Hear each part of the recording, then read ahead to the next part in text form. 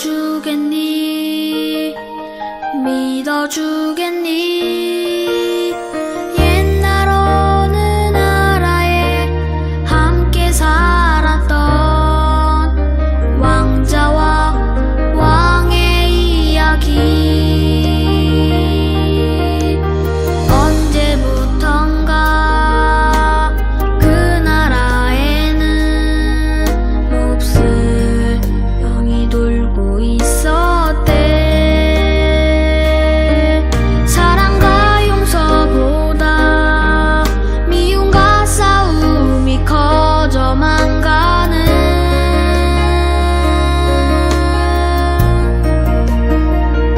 그 왕은 고민했었나봐. 그 병을 고칠 수 있는 이는 하나뿐인 왕자뿐이었는데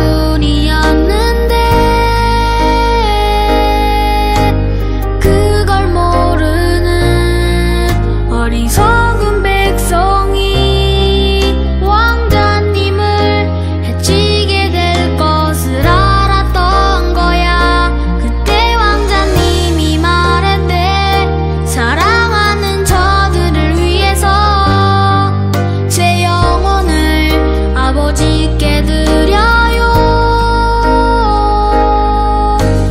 당신의 사랑, 그 위대하신 사랑을 전하러 그 어디든 맨발로 찾아갈게요. 사랑을 나눠줄게요.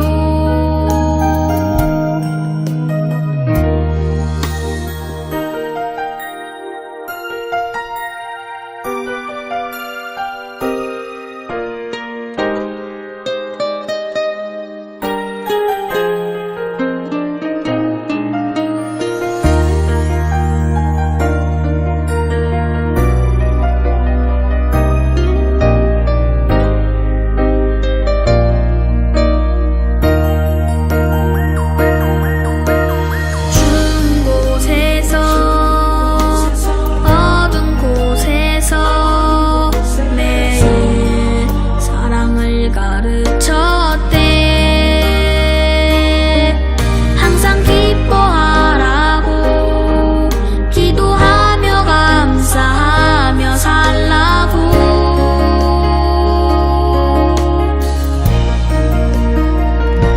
그러던 어느 날이었지.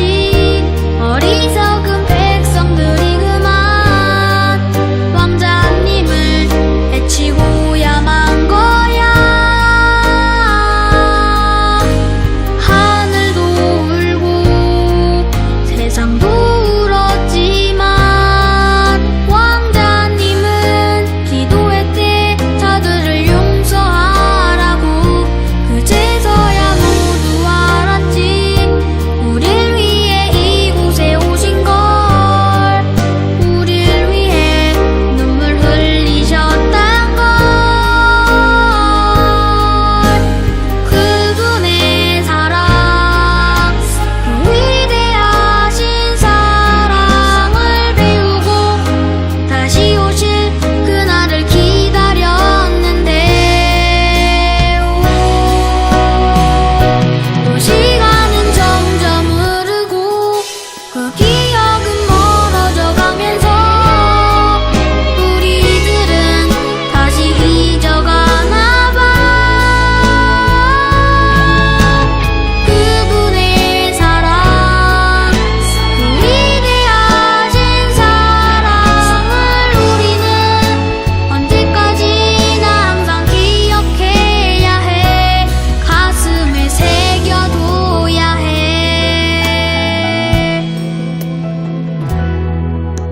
세상에서 가장 귀한 이야기.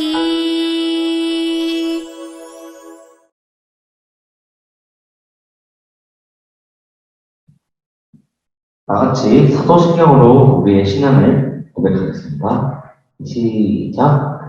전능하사 천지를 만드신 하나님 아버지를 내가 믿사오며 그 외아들 우리 주 예수 그리스도를 믿사오니 이는 성령으로 잉태하사 동정녀 마리아에게 나시고 본디오 빌라도에게 고난을 받으사 십자가에 못 박혀 죽으시고 장사한 지 4일 만에 죽은 자 가운데서 다시 살아나시며 하늘에 오르사 전능하신 하느님 우편에 앉아 계시다가 저희로서 산자와 죽은 자를 심판하러 오시리라.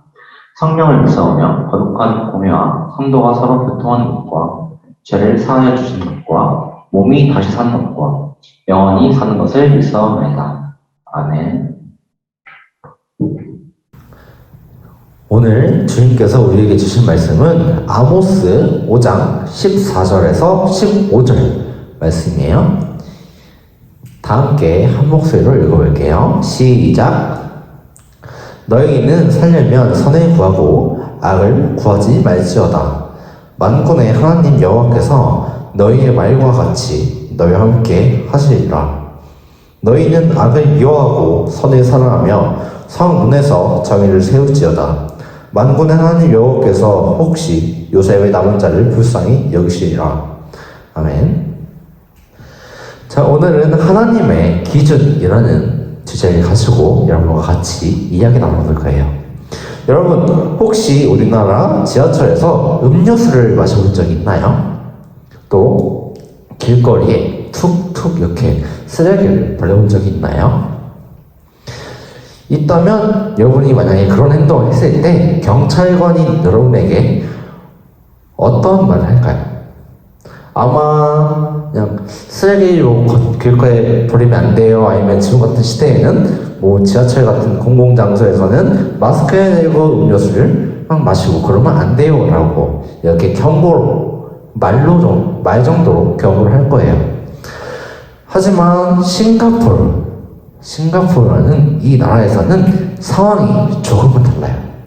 어떻게 다르냐면 싱가포르는 아주 깨끗한 도시로 유명한데 그 이유는 깨끗하게 이 도시를 유지하기 위해서 아주 강력한 법을 만들어서 지키고 있기 때문이에요. 지하철에서 음료수 등 음식을 먹으면 우리나라 돈으로 약 3만 원의 벌금이 낸다고 하고 또 길에 쓰레기를 툭툭 버릴 경우에는 약 86만 원이라는 큰 돈을 벌금으로 낸다고 해요. 그래서 우리나라 사람들이 처음 싱가포르에 가면 이 법을 잘 모르는 채 쓰레기를 곳곳에 버려서 벌금을 묻는 경우가 종종 있다고 해요. 그런데 이때 저는 한국인인데 왜 싱가포르 법을 따라야 되죠? 이렇게 말을 할 수도 있는데 그러면 안 돼요. 왜냐하면 우리는 한국 사람인데 왜 싱가포르 법을 따라야 하나요? 라는 질문에는 싱가포르가 기준을 그렇게 만들었기 때문에 싱가포르 법을 따라야 된다고 말할 수가 있어요. 그런데 다른 나라도 싱가포르처럼 길거리에 쓰레기를 버린다고 해서 큰 벌금을 낼까요? 지하철에서 음료수를 마신다고 벌금을 낼까요? 그렇진 않아요. 이렇게 같은 일이라도 다른 나라도 각각의 나라가 정한 기준에 따라서 어떤 나라에서는 벌을 수도 있고 또 어떤 나라에서는 그냥 아무렇지 않게 경고만 받고 끝날 수도 있는 거예요. 여러분, 대한민국에 사는 우리는 우리나라에서 정한 법과 규칙을 잘 따라야만 해요. 대한민국에 사는 우리가 우리나라에서 정한 기준을 어긴다면 벌금을 내거나 또한 감옥에 갈 수도 있는 거예요. 그런데 여기서 우리가 꼭 기억해야 될 한 가지가 있어요. 그것이 뭐냐면 우리가 물론 대한민국의 사람이지만 동시에 하나님의 나라에도 속한 하나님의 백성이라는 사실이에요. 그래서 대한민국 사람이 대한민국에서 정한 기준을 따라야 하는 것처럼 하나님의 사람인 그리스도인들도 당연히 따라야 할 기준이 있어요.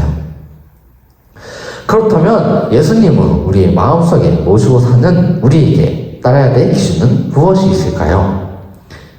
우리는 어떠한 기준을 따라서 삶을 살아가야 될까요? 이 질문에 대한 답이 바로 오늘 주님께서 우리에게 주신 말씀이 있어요. 오늘 아모스 5장 14절에서 15절 말씀을 통해 하나님은 우리에게 이렇게 말씀하셨어요. 다 함께 한 목소리로 읽어볼게요. 시작! 하나님의 기준으로 살라. 좋아요. 옛날에 여로보암 2세가 북이스라엘의 왕으로 있을 때였어요. 하나님이 아모스를 선지자로 세우셨어요. 이 시기에는 북왕국 이스라엘이 주변 나라의 위협으로부터 안정되고 매우 번영을 하던 시기였어요. 나라가 매우 힘이 세지고 강대해지자 주변에 여러 나라들의 이 나라의 이름이 높아지게 되었고 또한 물질적인 풍요도 매우 많이 누렸다고 해요. 여러분 2세가 정치 그리고 경제적으로 부흥을 많이 가져오자 많은 사람들은 여러보암 2세를 매우 지지하고 응원했어요. 그리고 북왕국 이스라엘 사람들은 하나님의 말씀을 듣기보다 여로보암 2세가 가져다주는 풍요를 더 좋아하게 된 거예요. 이런 상황에서 하나님은 아모스 선지자를 통해 여로보암 2세가 통치한 북왕국 이스라엘이 심판에 받아서 멸망할 거라고 전했어요. 하나님은 하나님의 백성인 북왕국 이스라엘 백성이 그들의 삶에서 거룩하고 의로우신 하나님을 닮아가지 못하는 것을 책망했어요. 아모스는 당시 사회 지도자들에게 이렇게 외쳤다고 해요. 너희는 가난한 자들을 짓밟고 또 빼앗는구나. 정의는 패하고 악이 판치는 세상이로구나. 너희는 결코 다듬은 돌로 집을 지어도 살지 못할 것이다. 이렇게 아모스는 당시 사회 지도자들에게 외쳤다고 해요. 당시 지도자들은 나쁜 방법으로 재산을 모았어요. 그들은 땅에 있는 농부에게 높은 세금을 매기고 또 농부들에게 어려운 생활을 하게 했어요.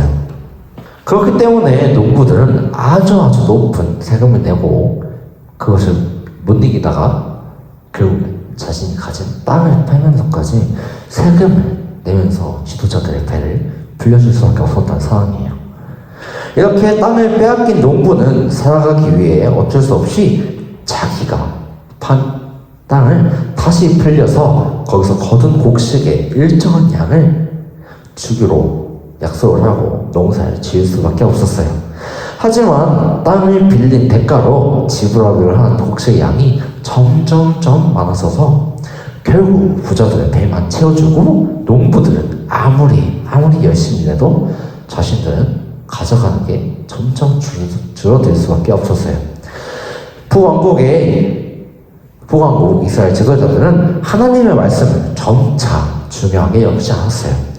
하나님은 오래전부터 그들에게 가난한 사람들을 괴롭게 하지 말고 또한 정직하게 판결하라고 말씀하셨어요.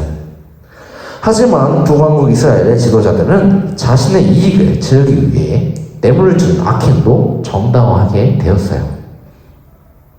이것은 하나님의 기준에서는 매우 잘못된 것이고 매우 많이 어긋난 일이었어요.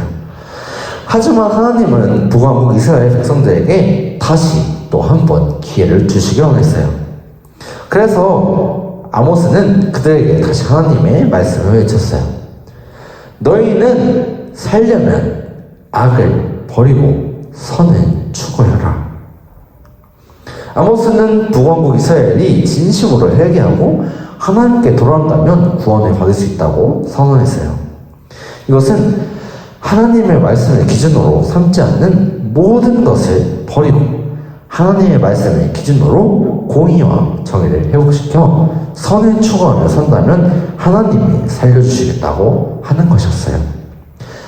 하지만 그들이 계속해서 하나님의 말씀을 기준으로 삼지 않으면 결국 북왕국 이스라엘은 멸망당할 것이라는 것을 보여주셨어요. 여러분, 하나님은 오늘 북왕국 이스라엘 이야기를 통해 우리에게 하나님의 기준으로 살라라고 말씀하세요. 하나님은 하나님의 백성들인 우리들이 이 세상의 기준이 아닌 하나님만의 기준을 통해 기준대로 또한 살기를 원하세요. 여러분, 많은 친구들이 시험을 볼 때 옆에 있는 친구들이 부정행위를 해서 나보다 좋은 성적을 받으면 내가 손해보는 건 아닐까 라는 생각을 하기도 하고, 그래서 나도 손해를 보지 않기 위해서 나 또한 옆에 친구 거를 베껴 쓰는 등의 부정행위를 해야 하는 게 아닐까라는 생각을 들 수도 있어요. 물론 들 수도 있죠. 하지만 그럴 때 우리는 어떻게 해야 될까요? 내가 손해보면 안 되니까 나 역시도 부정행위를 해야 될까요? 그렇지 않아요. 우리는 하나님의 기준으로 살아야 하는 사람이니까 이러한 생각을 해서는 안 되고 또한 거절해야 돼요. 이 사실을 기억하며 우리 모두 하나님의 기준으로 살기를 다짐하는 마음으로 이렇게 다 함께 외쳐볼게요. 시작! 하나님의 기준으로 살라. 좋아요. 다 함께 기도드리시겠습니다. 은혜가 풍성하신 하나님 감사합니다.